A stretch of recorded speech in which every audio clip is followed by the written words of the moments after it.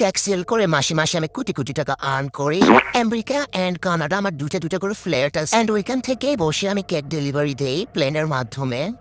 যারা cake sale করে তাদের টাকার কোনো অভাব নাই, এটা আমাদের না, এটা কিছু কিছু মানুষের ধারণা। মাস শেষে যে চুল পরিমাণ টাকাও পকেটে থাকে না, এটা কি কেউ জানে? কেক সেল করে যদি 2,000 টাকা প্রফিট হয়, 5,000 টাকা তো প্রোডাক্ট কিনতে লাগে। কিন্তু এগুলো আপনাদেরকে কে বুঝাবো? আপনারা তো মনে করেন কেক বেচে দুনিয়ার টাকা ইনকাম করে ফেলাইতেছি, ফ্ল্যাট কিনা ফেলাইতেছি, গাড়ি কিনা ফেলাইতেছি।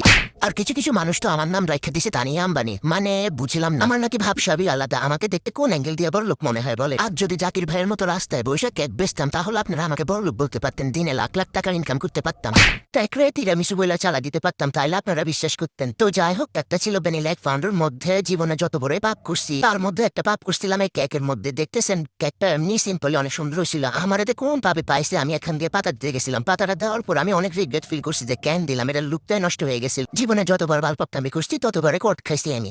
আর আপনারা অনেকেই আমাকে বলেন, আপু আপনার ভিডিওতে এত পাদ্য সাউন্ড কেন? আসলে এটা আমার সেলফ স্যাটিসফ্যাকশন, এটা দিলে আমার মনে হয় যে ভিডিওটা কমপ্লিট হয়েছে, না হলে কেমন জানি মনে হয় ইনকমপ্লিট রয়ে গেছে। একটা আপু আমার মেসেজে করতেছে, আপু পাতগুলো কি আপনি দেন? আমি জাস্ট স্পিচলেস।